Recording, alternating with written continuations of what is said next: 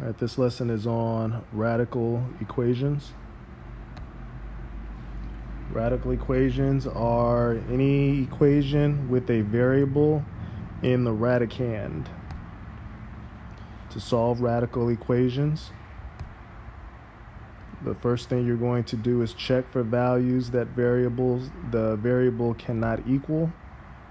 And then you're going to solve by squaring both sides of the equation. You're going to make sure to check for extraneous solutions. Example 1. First thing, the radicand must be greater than or equal to 0. So we set the radicand greater than or equal to 0. And we determine that x has to be greater than or equal to 0. Then we square both sides of the equation. That's going to give us 4 equals 4x. When you square a square root, they just cancel and you're left with the radicand.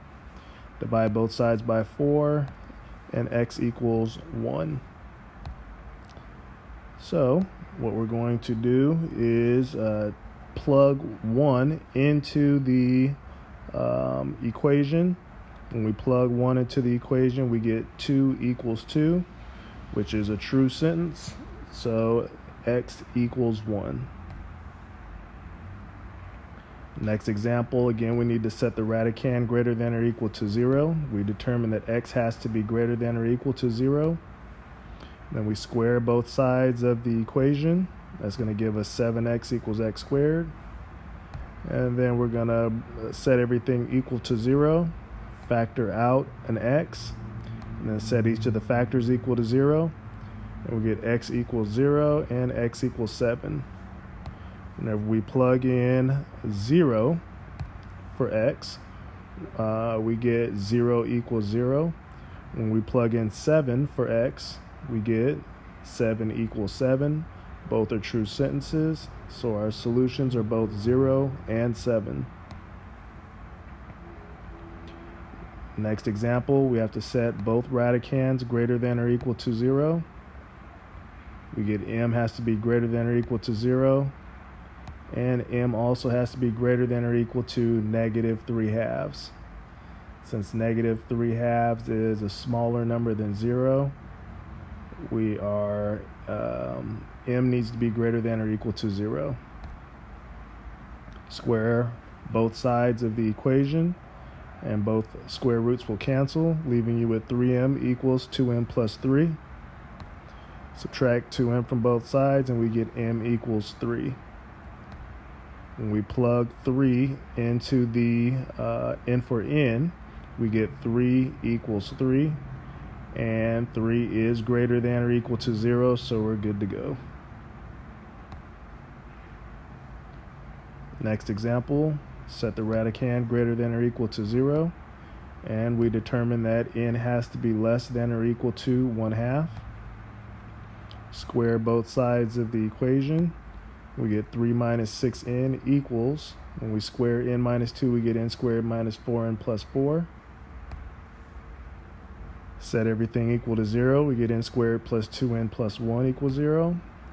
Factor, we get n and n, 1 and 1, plus and plus. So our only root is n equals negative 1. Negative 1 is less than or equal to 1/2.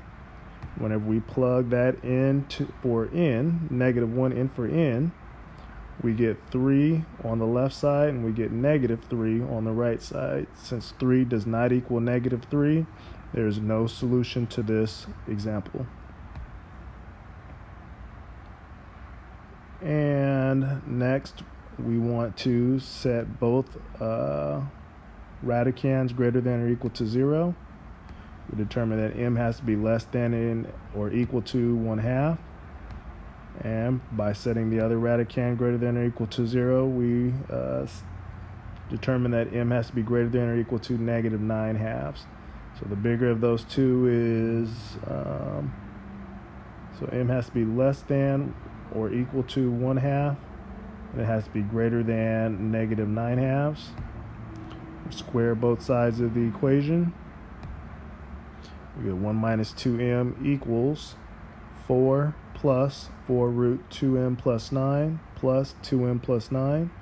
When you square a binomial, you just square the first term, multiply the two terms inside of the parentheses, and then double it to get the middle term, and then square the last term to get the last term of the trinomial.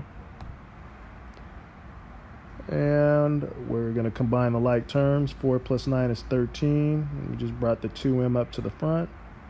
We're going to subtract 13 from both sides and subtract 2m to get negative 12 minus 4m on the left side. And then we're going to square both sides. It's going to give us 144 plus 96m plus 16m squared on the left side.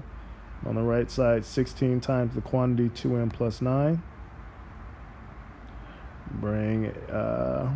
Distribute the 16 to everything on the right side of the equation. The 144s will cancel, leaving me with 16m squared plus 64m equals 0. Factor out of 16. And then when we set m plus 4 equal to 0, we get m is equal to negative 4. Negative 4 is less than 1/2. Negative 4 is also greater than or equal to negative 9/2. And when we plug negative 4 in for m, we get 3 equals 3. So that is our solution.